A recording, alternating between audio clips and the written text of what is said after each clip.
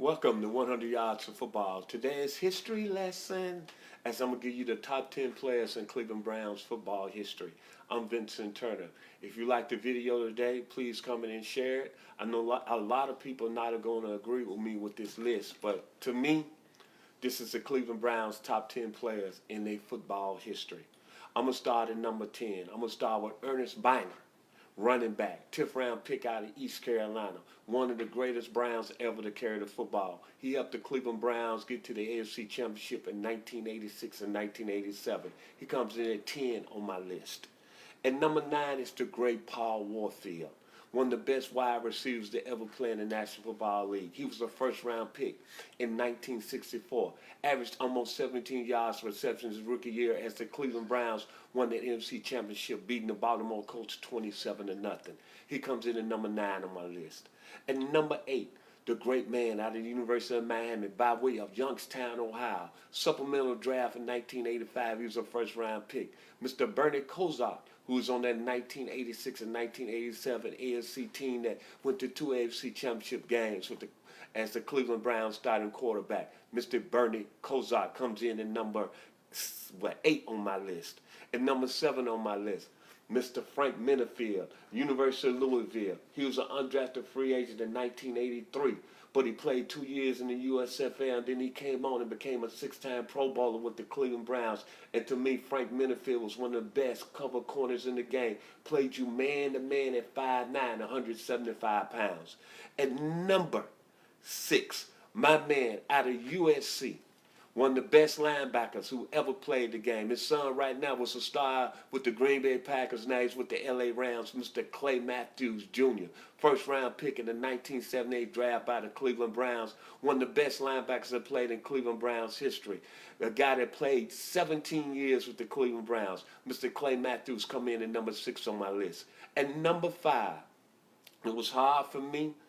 I started to put him in the top 3, but I put him in the top 5. Joe Thomas, offensive tackle. First round pick in 2007 draft out of the University of Wisconsin. 10-time Pro Bowler. And what I like about Joe Thomas, and I respect it, he played on a team that never got to the playoffs, but he was still the best left tackle in all of pro football. Coming in at number 4, ooh-wee, my man out of Morgan State, Mr. Leroy Kelly, 8th round pick in that same draft for Paul Warfield in 1964. 6-time Pro Bowler. He was the guy to replace the great Jim Brown. A great Brown. He has a championship ring in 1964 as that Cleveland Browns team defeated the Baltimore Colts 27-0. The number 3 on my list is a top 10 player, Ozzie Newsome.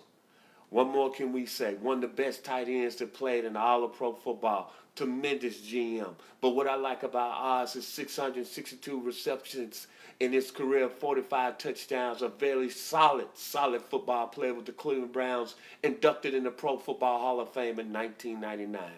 The number 2 on my list, my man, first round pick in 1944, won 10 straight championships in the All-American Football League and the NFL in the 1950s.